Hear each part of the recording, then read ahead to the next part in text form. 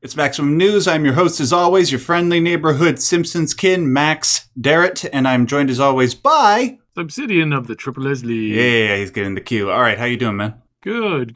It's been an interesting week in gaming. Yes, to say the least. We've kind of got like a bit of a repeat of the whole Power World scenario from a few weeks ago that we got to talk about. But in regards to Helldivers 2, which is a game that I definitely want to play, but I'm not sure when I'm ever going to be able to do so.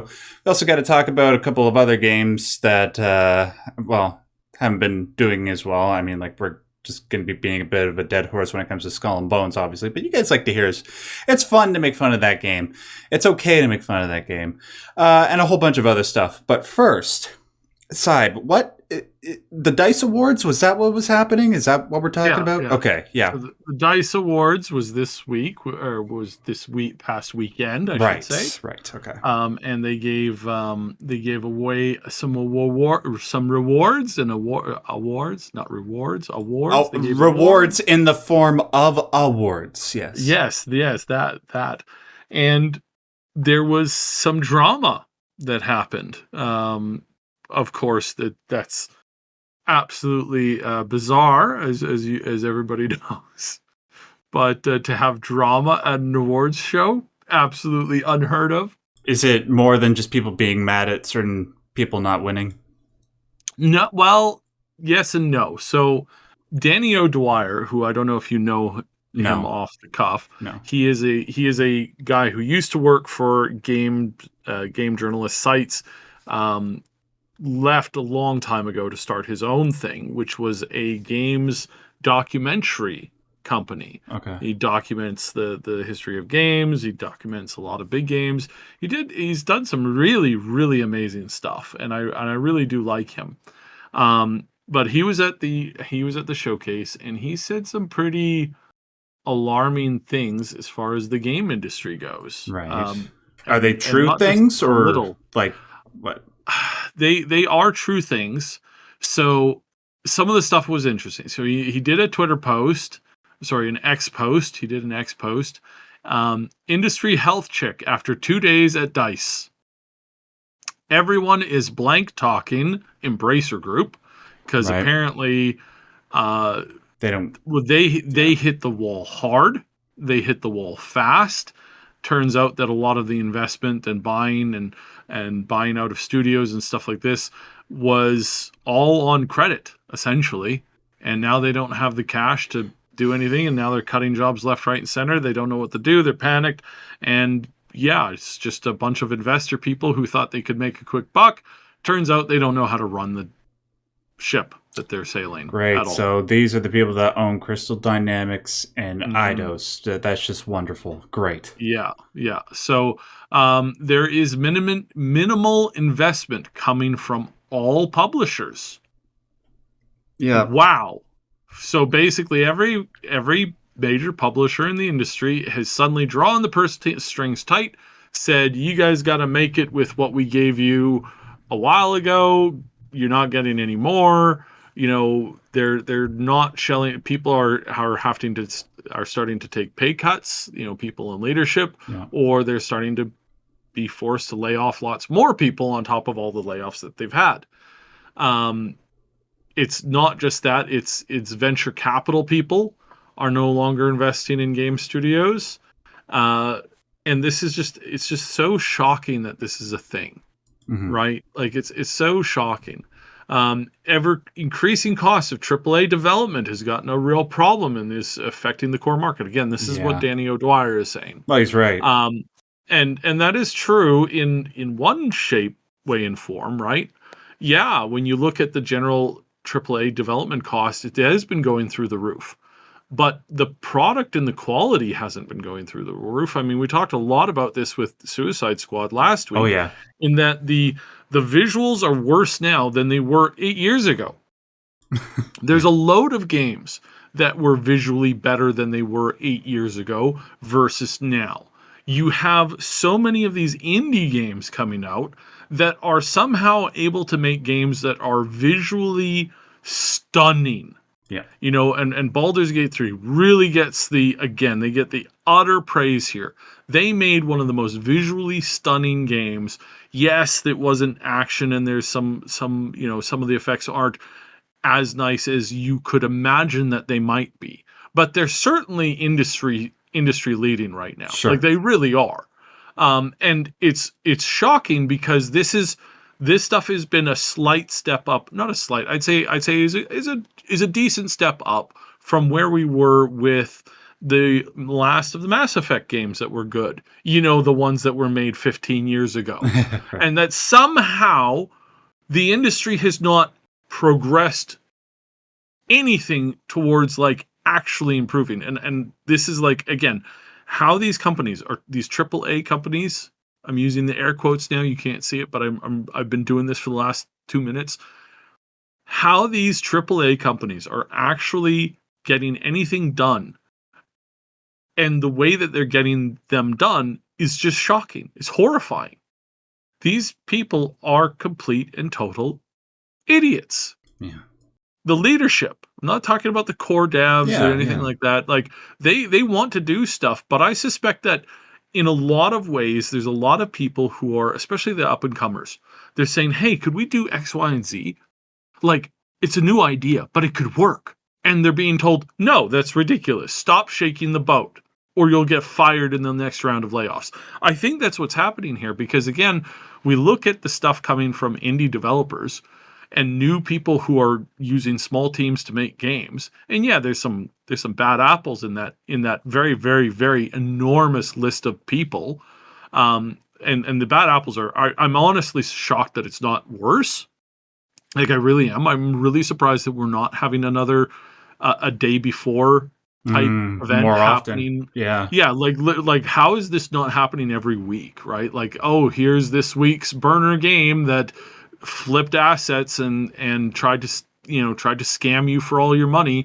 There are bad games and there are scams, but they are precious few.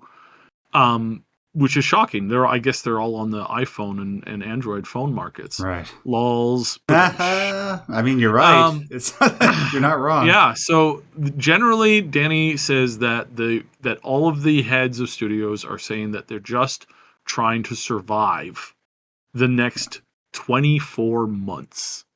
Mm-hmm.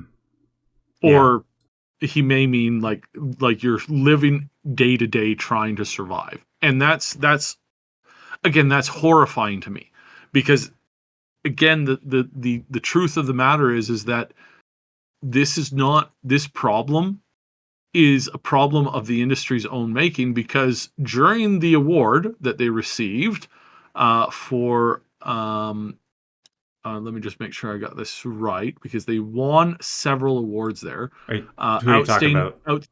Baldur's Gate. Oh, gotcha. Okay. They won outstanding achievement in story, and I do believe they have a couple other wins here. I think. Yeah, I was just looking at it. They won best direction, best achievement in game design, best game of the year. Yeah. Yeah. So on one of their when they came up to receive the awards, there was and I can't remember who said this. The quote is, and again, by the way, while you're looking for that, I just got to mention that the Spider-Man 2 won like 7 awards, while they didn't win any at the Game Awards. That's interesting, right? And it is kind of weird how those decisions are being made, right? Yeah, I'd love to. I want to see the data behind how certain votes are made in regards to some of these winners. Like, is Miles Morales is a good character. I really like him in the video games, but is he better than Astarion from Baldur's Gate 3? I don't know. I don't think so. Astarion is amazing.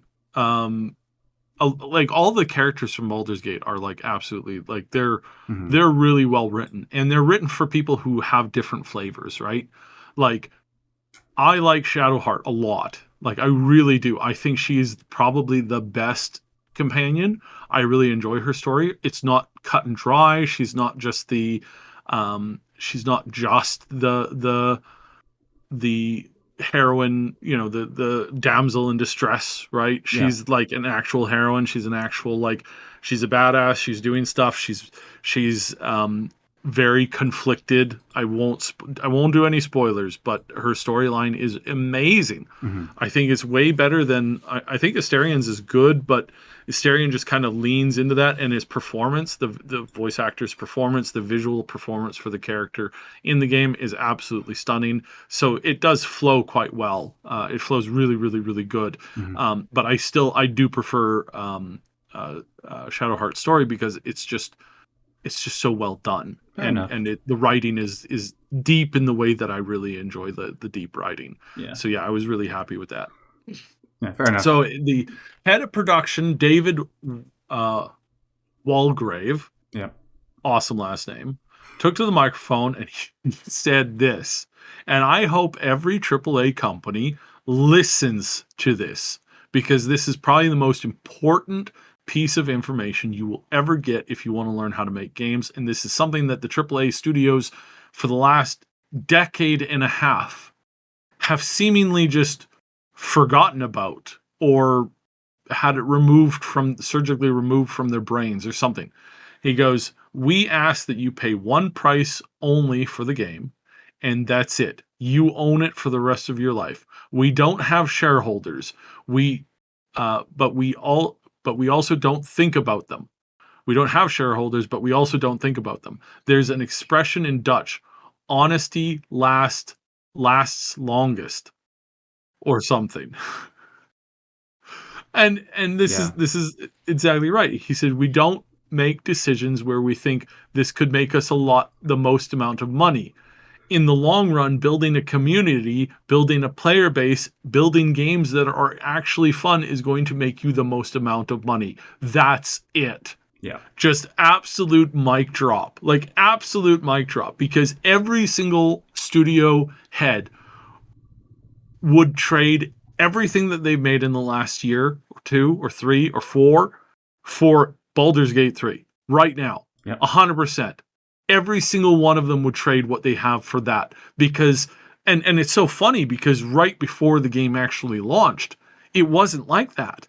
There was a whole bunch of companies and studios who passed on, like, trying to take a bigger, like, bite out of it, like Xbox turned down the battle, having it on Game Pass, because they were like, no, this game is going to be really niche. It's not going to, like, attract a lot of people. It's going to be tiny. And now they're like, oh man, if we had gotten that locked in, like, this would have been the think about their advertising that they would have done about it. The advertising for the game as it was is tiny, but they could have, like, just absolutely hammered the advertising, and they honestly probably could have gotten that game way higher. And so now there's this desire to have it because, it's an amazing experience. It's an amazing game.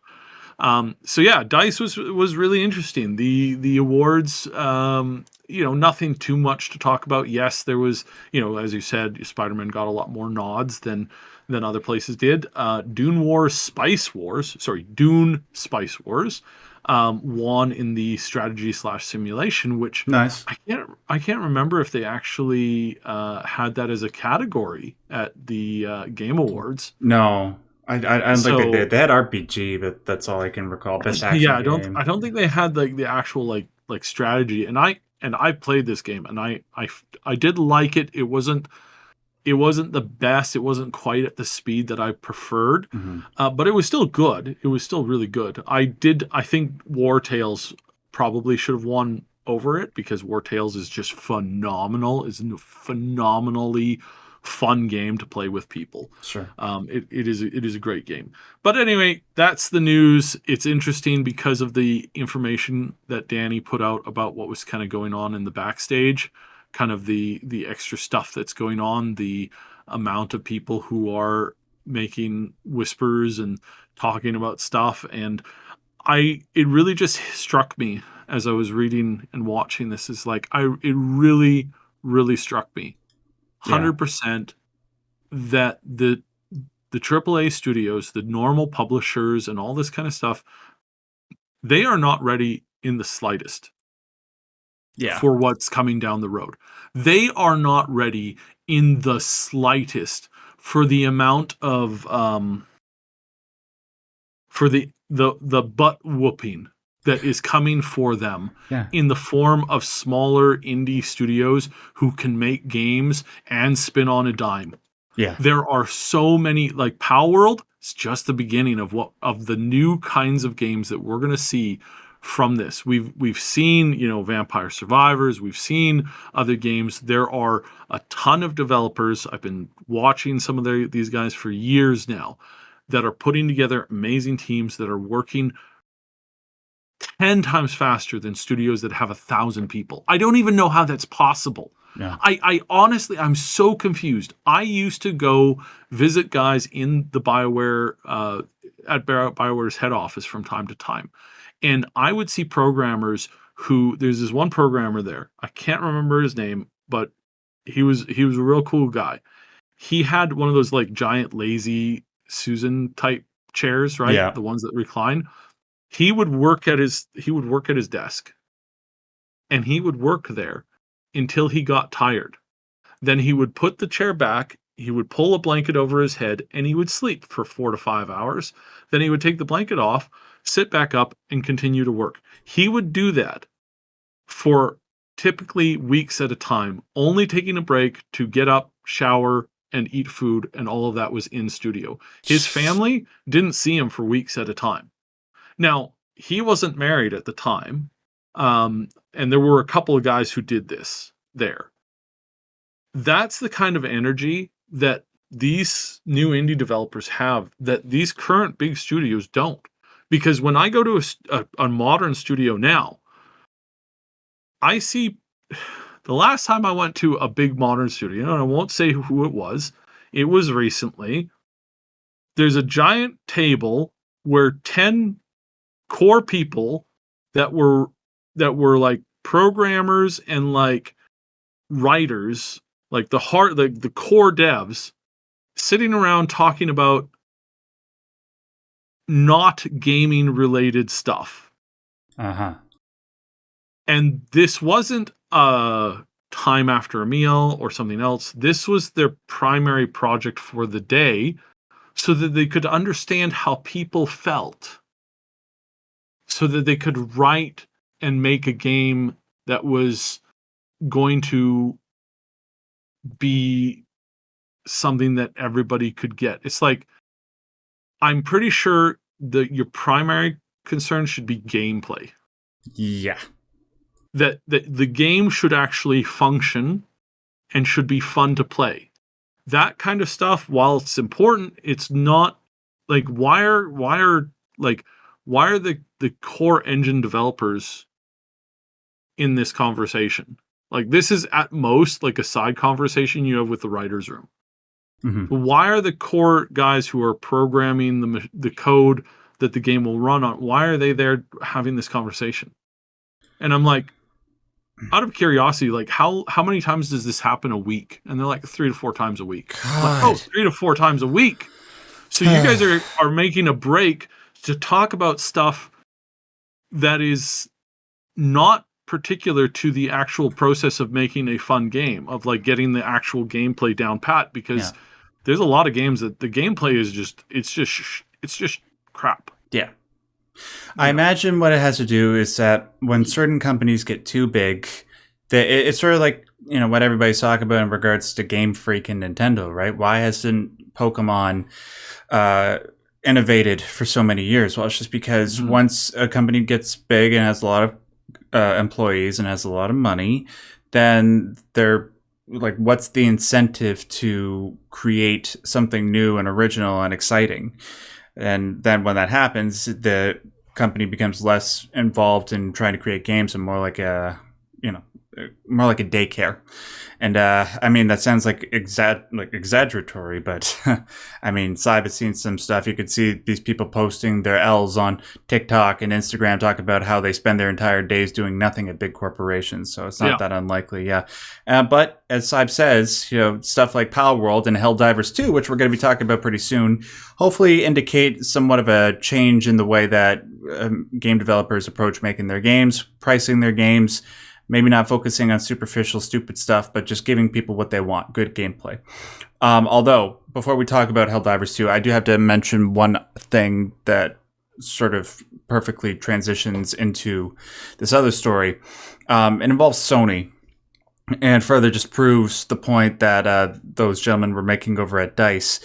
Sony, their value this past month dropped by $10 billion, according to their most recent earnings report. Currently, their overall value is at 113.2 billion American dollars, so that's down from just over 120. This was somewhat shocking to some people, but what was actually more shocking on top of this was the percentage of their operating margin. Now, this is coming from Video Games Chronicle. In case you guys don't know what the operating margin is, it's basically a company's operating income divided by their net sales, and then you just multiply that by 100, and that's the percentage that you get. So their operating margin for this past year, from what I understand, is 6%. So they're still operating at a profit. 6% means they're operating at a profit. But keep this in mind. It's down from 9% in December of 2022, and then down from 12 to 13% for the 4 years prior to 2022. Now, of course, there was the pandemic and all that that we have to take into account. But consider this. This is what sort of makes things really, really strange.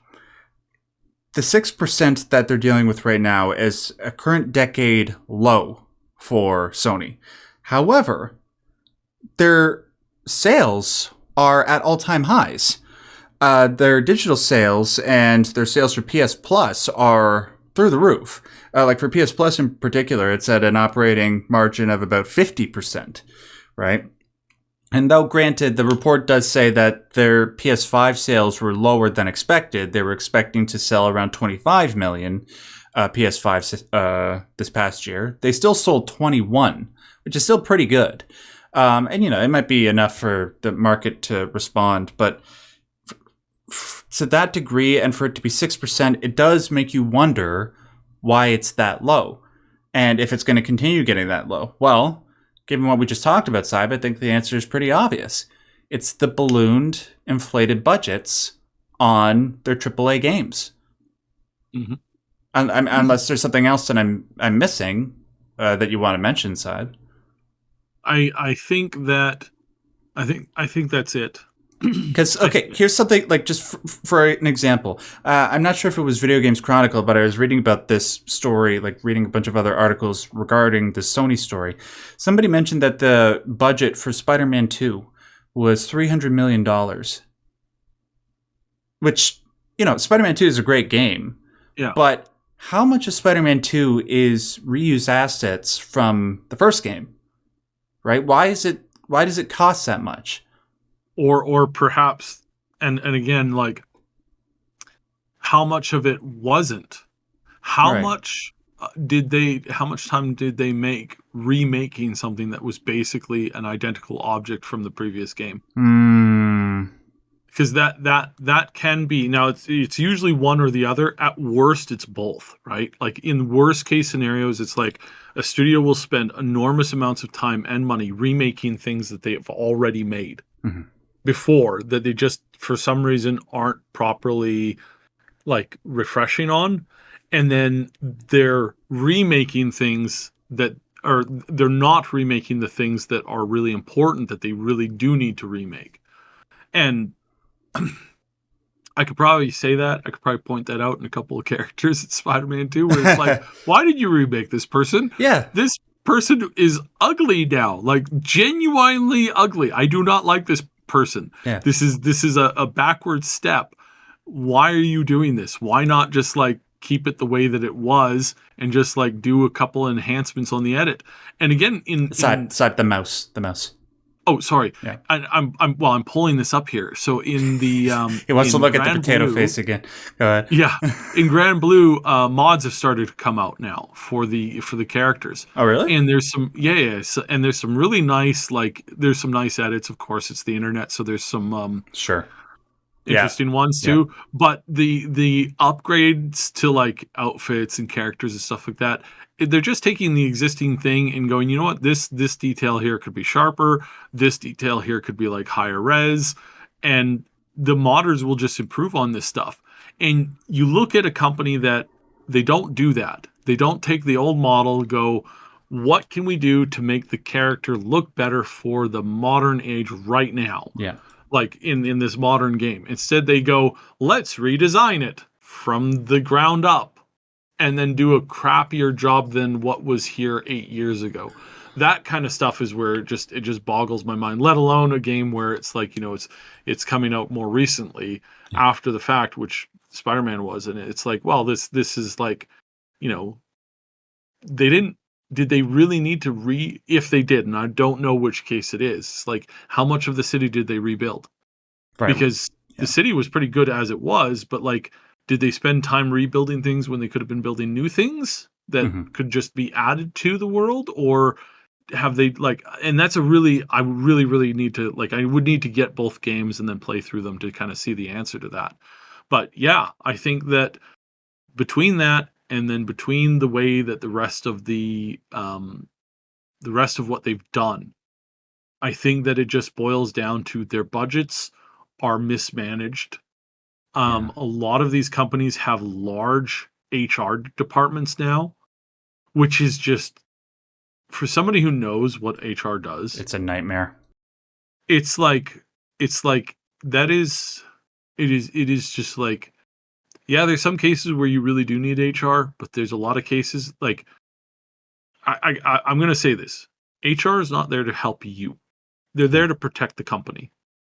Yeah. You know, and you're rarely going to encounter a situation where the HR department will stick their neck out to help you as an individual and not do it in a way that it's just helping the big company. And I think that in a lot of cases, that kind of stuff is like, there's a lot of jobs in HR that are extraordinarily redundant. Yes. And that's not to insult HR people. I understand that there's some people who have the HR job. Yeah.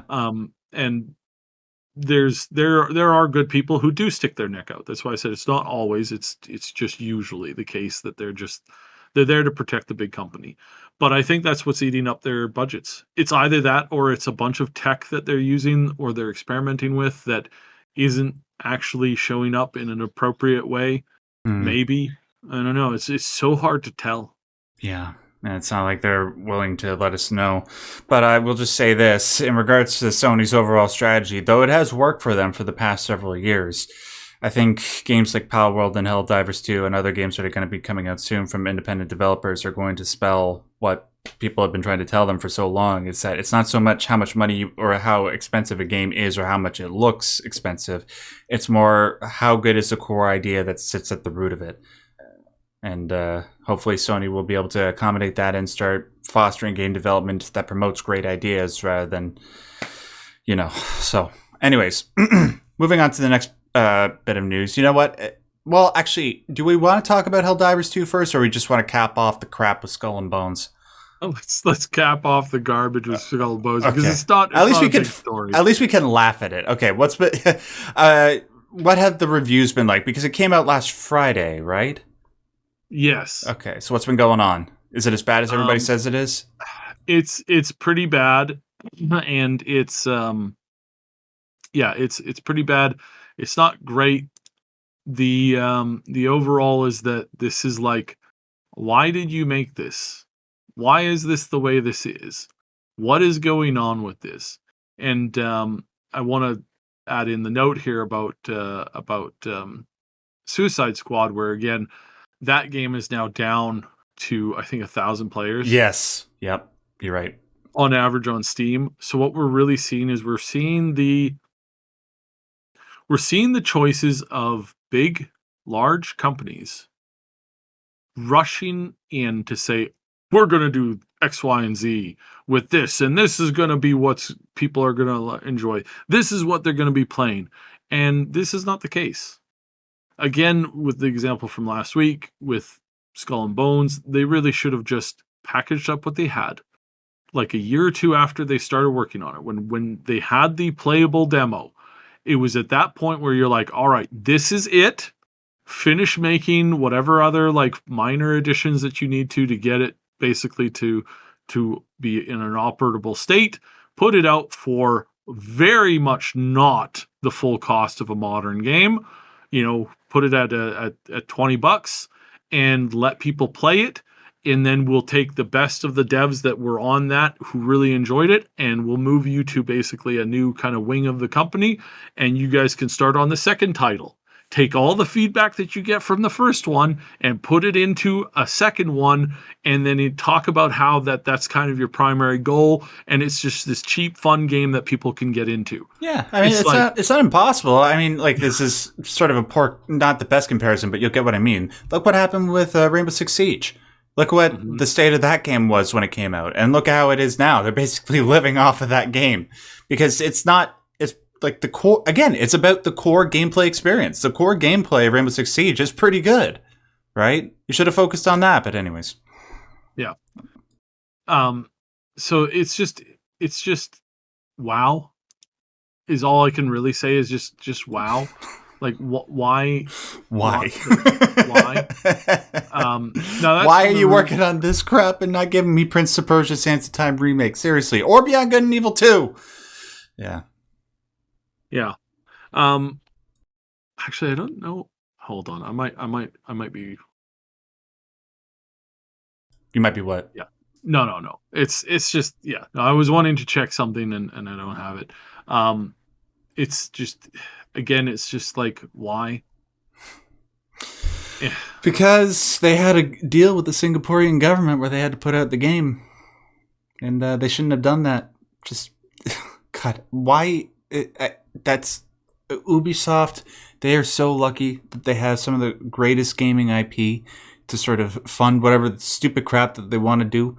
Like, they have Assassin's Creed, people will buy that no matter what. They have Tom Clancy, whatever, people will buy that no matter what.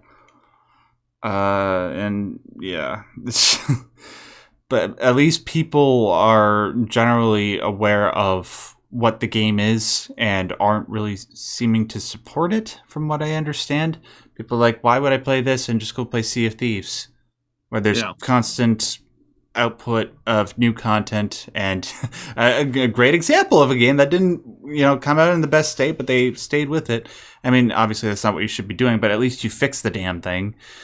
Yeah, well, I don't know. Is there anything else that we wanted to say about Skull and Bones? Like, I mean, it's sad that soon it's going to be a faint memory, and we're not going to be able to make fun of it anymore. But well, one of the worst things about it that I totally forgot was a thing until like literally just now, because I just realized it. I'm like, this isn't on Steam. This is one of the things that was an exclusive to the Epic Game Store on PC. Yeah.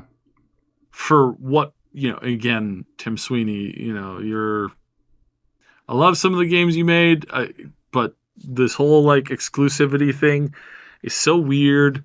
It's so divisive, and I think you could probably have built your store better just by offering just a cheaper rate. Yeah. Like just offer a cheaper rate and come up with like, innovate on what you can offer, not innovate on how much money you can make and how many IPs you can ruin by forcing them to do something that was pretty stupid. It's like, that's kind of the mistake that they're at right now with this, with all this other stuff. But now with Skull and Bones, is like the fact that it's not even on Steam is telling, somewhat laughable, because I feel that at least the ability to mod the game, having like the Steam Workshop in there, might have been a cool concept, but nope. Not the case that they're going for. Yeah. Nobody's buying it when you say that. It's AAA Eves, Gilmo. All right. Now that that's out of the way, let's just talk about some good stuff. We got a couple of good stories to cap off this show, ladies and gentlemen. Helldivers 2. I've been aware of this game for a while. I thought it looked interesting. Like, it appeals to the primordial aspects of male brains. I'm just, wanting to take guns and shoot a whole bunch of alien creatures that are storming at you. On that visceral level, sure, I was interested in it. But I was like, out of a whole bunch of other games I need to play, this is probably, like, I got to get to those first. Helldivers 2 is probably going to have to take a backseat. Man, am I in the minority. How many? Yeah, go ahead. Me too. Like, so when I heard that this was coming out, and when I heard the immediate reaction was that this is going to be a looter shooter with microtransactions, and this was going to be primarily a game that was focused in around that kind of like money-making concept. Right. That's what I heard. And I heard, and so I was like, and the other thing that I heard was that it was going to have this extremely aggressive DRM program, extremely aggressive. And I was like, great. So I went to go look into the info on everything I had heard about the game. The first thing I came across was the DRM. 100%, it was true. It's one of the most aggressive DRMs out there. It has a bunch of very problematic security people kind of going, there's some stuff here that we're kind of uncomfortable with. We would like to like be able to confirm whether or not this is like scanning your open web apps. Yeah. And sending information out. We would kind of like that. And then the reaction from that was that both the company and the company who makes the DRM basically was like, shut the front door, right? Get off my lawn and, go take a long walk off a short period. Yeah. And I did some investigation, and again, I didn't investigate any of the other claims. I just focused in on that. And sure enough, I went into the forums, and anybody who was asking about the DRM very quickly got banned from the forums. So then I would look at some of the other issues that they were raising pre-launch, and again, same thing. As soon as somebody would ask a question about something in a critical way, they were zeeted from the conversation. That prevented me from really asking and looking into the other questions.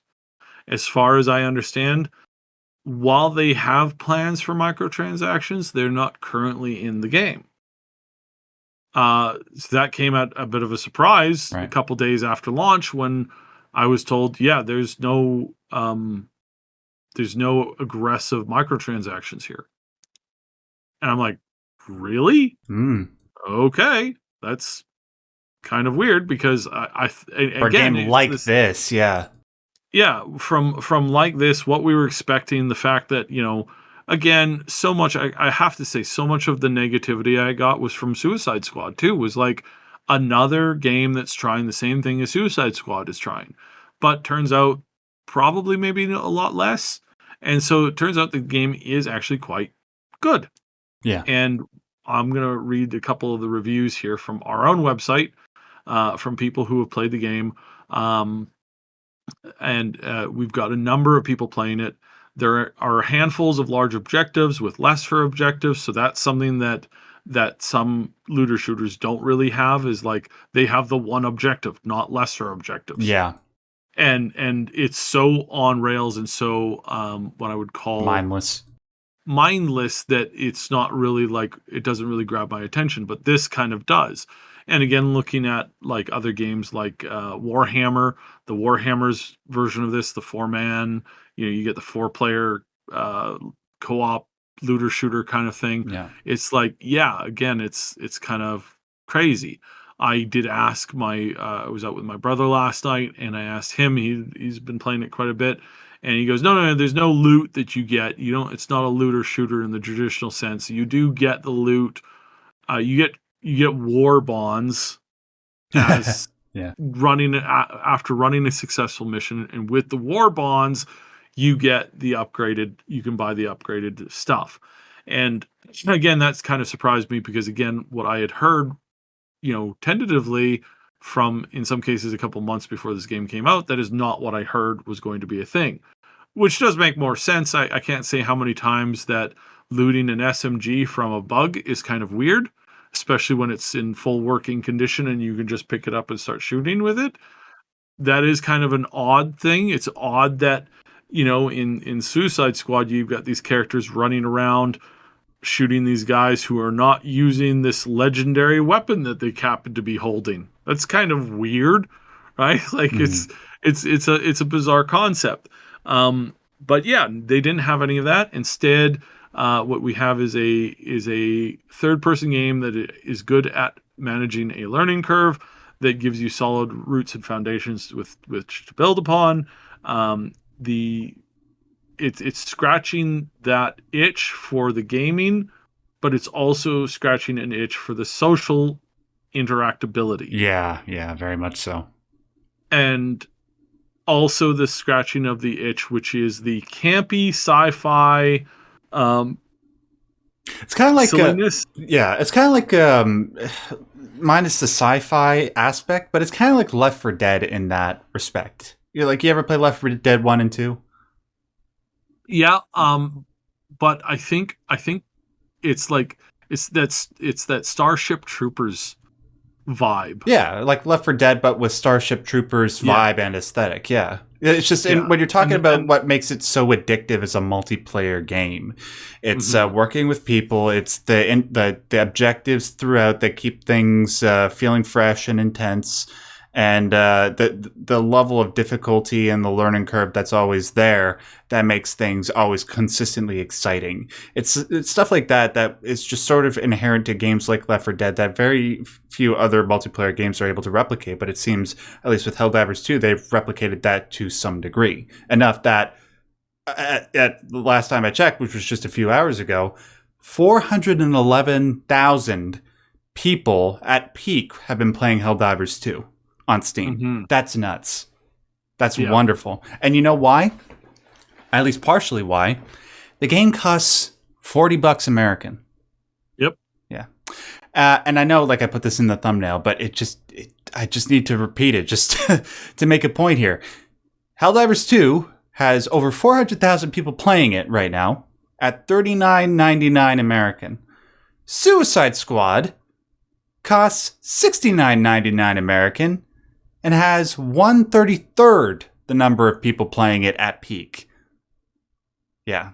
So again, like we were saying before, it's time for studios to think about the way they go about producing their games. Yes. Yeah. And again, I think out of the one thing that I would say, my one big criticism for Helldivers was that they really did need somebody who's a little bit better at communication.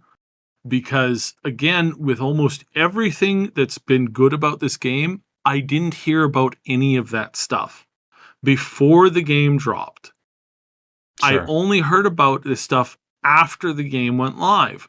All of the negative stuff that I heard about this game coming out, including the DRM thing, which I think is a very valid thing. I'm giving them a full negative mark for this DRM. This DRM is not something that I want on my machine. I do like it's got one of the worst track records. I really don't like it, and I really wish that they would get rid of it because it's just not worth it. And I really dislike that it's there. But it's there, so we'll deal with it. But as far as that, one of the best quotes of the year, I think of the last decade, one of the top 10 quotes of the last decade comes from a Helldivers 2 director, from the director, who said that we really applied ourselves to not make it pay to win. Yeah. And he also continued saying that you need to earn the right to monetize. Earn the right to monetize your game. Earn the right to ask people to spend more money in your game. Yes. Don't start the game off with hey, this is the game, and you have to, if you want to be, if you want to keep up with your friends, be ready to drop $200,000 on this. No, give Like- us value for our additional purchases. If you want us to give you extra money, give us worthwhile DLC, give us a constant gameplay loop that remains fresh despite, how many months or years that you decide to play it, that will make us want to purchase like aesthetics or gun skins and stuff like that. But even then, I'd still be trepidatious because you are still paying some money up front. But I mean, if I'm having a great amount of time, like a great time with the game, then it makes it not as offensive a request from you guys. And the reason why I say that they need a better communicator, not because what he said wasn't communicated right. It was communicated this perfect way to say it, and he absolutely hit the nail on the head. This is something that every major studio should be hammering into the leads of all of their devs studios. But where did I hear this from? Was it in an official announcement? Was it an official like hey, we believe that we need to earn the right to monetize. We are not going to be throwing this game at you with all these monetization things. This came from a Twitter thread, not an actual like primary post. It was in the comments to a Twitter thread. That's where the conversation took place. And that's where I'm like, man, if I had known that this was from the get-go, from beginning, if I had known that, I would have approached this game a lot quicker and a lot more friendlier than I did, because the only thing that I was able to, on an afternoon of searching, the only thing that came up primarily was the DRM issue. Yeah. And how negative it was. None of this other stuff was being talked about. None of this other stuff, which I think, again, full marks for this stuff.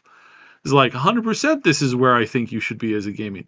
That's the only thing I missed, and that's the thing that I wish I had been able to know sooner. Because again, even this comment came out after the game had actually released, as I'm told to believe, because it's not an easy way to track this kind of information. So that's my big downer on it, is the DRM and that it's been so hard to get information on this. Yeah. But everybody in our community is really liking the game. I think the way that they have the general experience is pretty solid.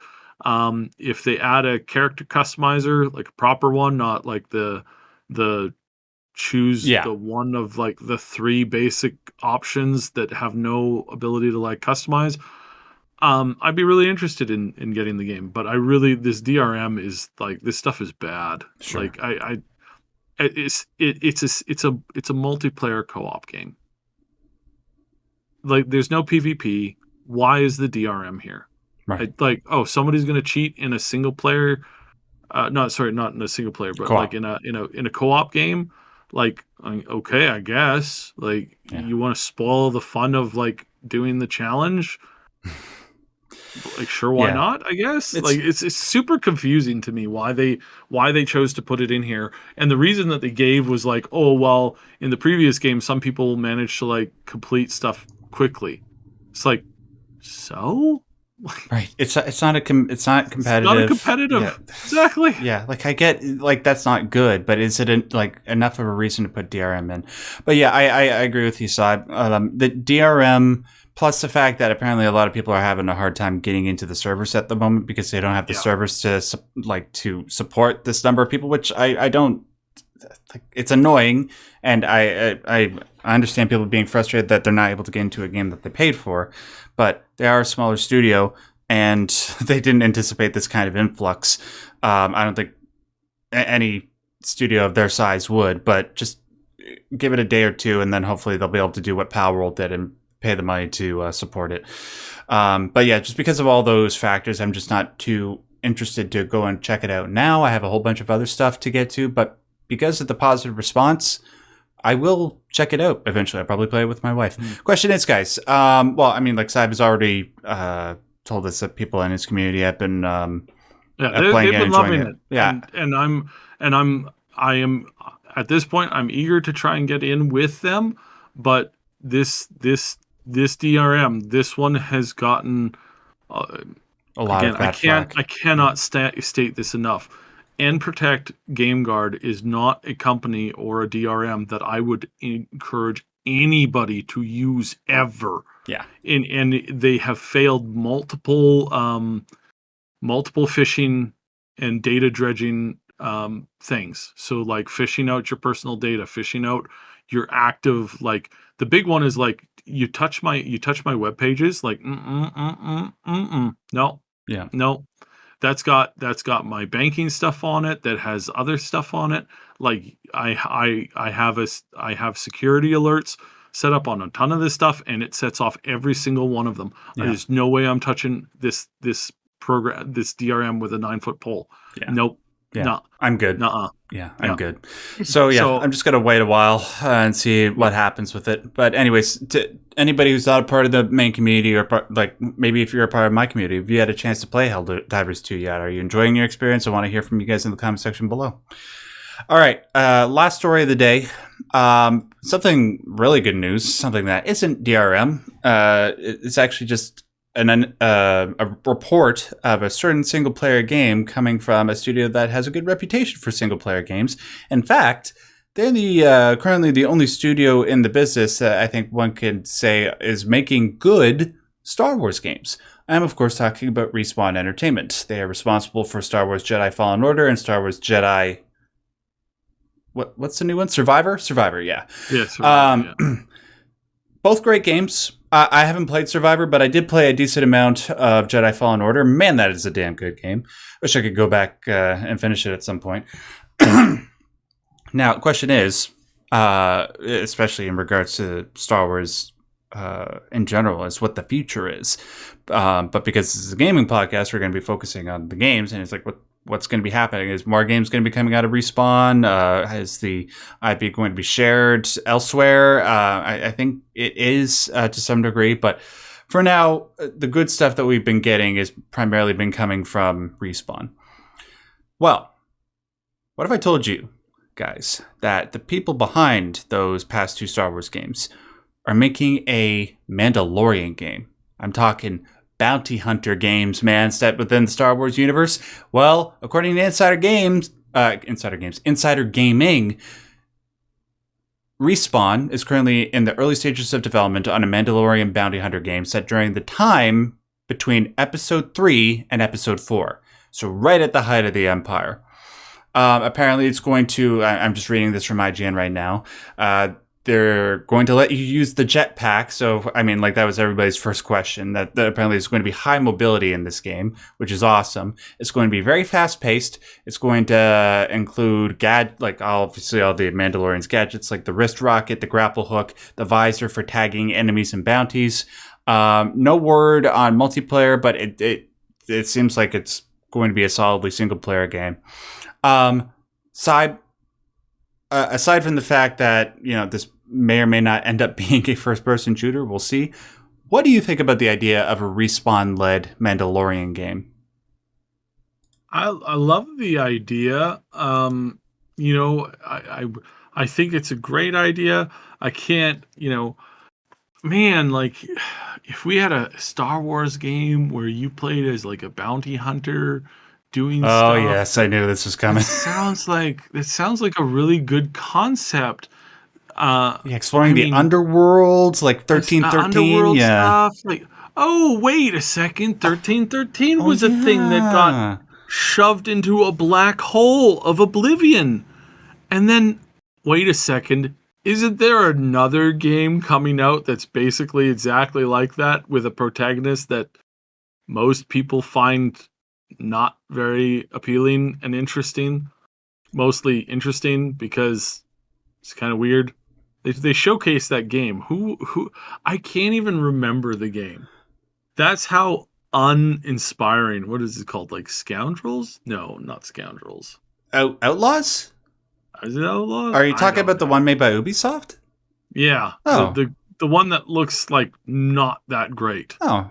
Well, I mean, like, I don't have high hopes for it because it's Ubisoft, but like in regards to the marketing material that they show me, I mean, the general idea seems good. Yeah, the general idea seems okay, but and again, it's like I come from a time in gaming where as soon as they had the technology, you could custom make your own character. Yeah. Jedi Academy was one of the best games ever. Yeah. Because you could play as multiple different species from any background that you wanted, and you could make actively interesting choices that affected the story. Yeah. That was legitimately awesome, but apparently not really a thing as a thing these days. Again, I don't know why. Because again, the ability to play is like you pick your top 20 races in the game, right? And you just play what you want and have the experience that you want and get interested in the things that you want to get interested in. It seems like it's just like a winner, it's just a winner on paper. Mm-hmm. But apparently Ubisoft refuses to make it. So now we've got, new Mandalorian game. Let's hope that one's good. Yeah, that's a great point. Like, if there's any Star Wars game where you can just create your own character and be a part of the lore, a Mandalorian game is probably the best type of game for you to be able to do something like that. Mm-hmm. I think so. Kind of like what they did with Noble 6 and Halo Reach, but just do it with a Mandalorian, right? That'd be really cool. But obviously it's in the early stages of development. According to this article, we're not going to be hearing anything about it for another couple of years. So we'll have to either enjoy or suffer through Star Wars Outlaws when it comes out until we get there. For myself, I could just go back and finish the 2 Jedi games, which I still need to get to. But yeah, good news. I guess I'll just mention this very quick thing before we finish, because we just have a little bit more time left. Sab, I don't know if you saw this, but we're getting Elden Ring DLC gameplay released tomorrow. Do you know that? Really? Yeah. Really? It was announced just a few years ago. Yeah. So it was just announced on Twitter because From Software...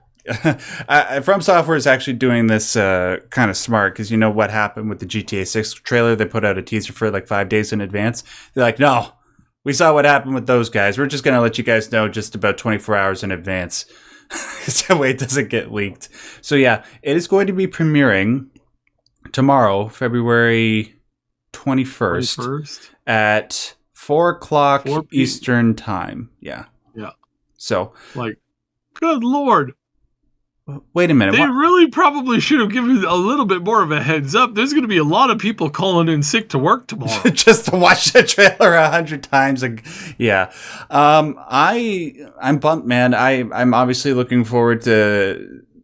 Like, I don't know what they mean by a gameplay trailer. Like, what's going to be particularly different about the gameplay that they wanted to showcase? What I care more about is, like, the locations and the story. I want to see... Go ahead. Maybe they have added some new gameplay mechanics, some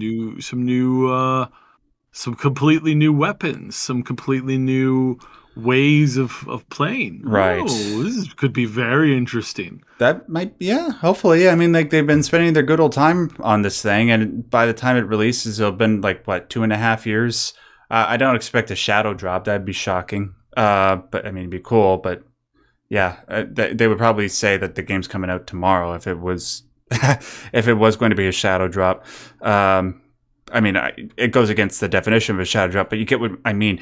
What I care about more so is just, I love the worlds, the mythology of From Software's games, especially Elden Ring.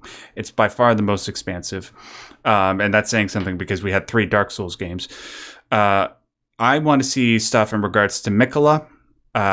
He is probably the most enigmatic character in the Elden Ring mythos right now. And from the little image that we got about a year ago teasing the Elden Ring DLC, it seems like Mikola is going to be a huge part of it.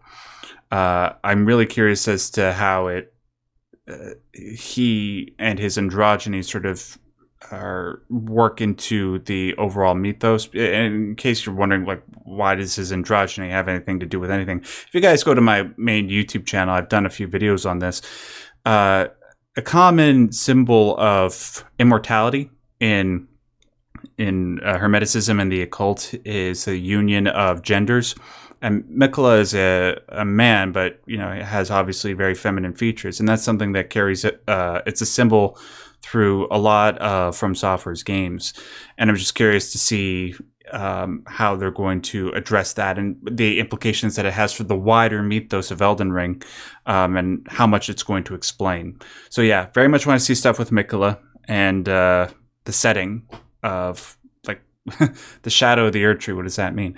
All right, so that does it pretty much for this episode of Maximum News, guys. Thank you so much for joining us. Make sure to hit the like button if you like this particular episode. It helps out this video as well as all the other videos on the Triple S League channel. Leave a comment if you have any thoughts on any of the stuff that Simon and I talked about. Criticism, praise, whatever. We want to hear from it, just as long as it's delivered in a civil way, obviously. Sib, thank you so much, as always, for doing the show with me. Anything you want to plug before we're done? No, we're working on some stuff, and we might, depending on how this whole Elden Ring content goes, we might be giving that a try. So yeah, so we might see how this goes in the morning. Yes. And you guys could just find me on all the regular forms of social media, just at Max Derrat. If you guys might want to check out the most recent video that I just put up on my channel.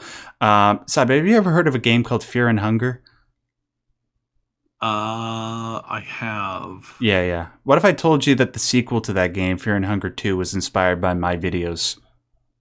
I hope so. Yeah. Well, I just put up a video that shows pretty much borderline definitive proof that they did. If you guys want to go see what that's all about, make sure you go over to my channel. Anyways, that does it for, well, I have a link to my channel in the description box below. I should probably mention that. Thanks, guys, for listening to this episode of Maximum News. We will do this again next week, but until then, I want to remind you, as always, and as per usual, stay yellow. Goodbye.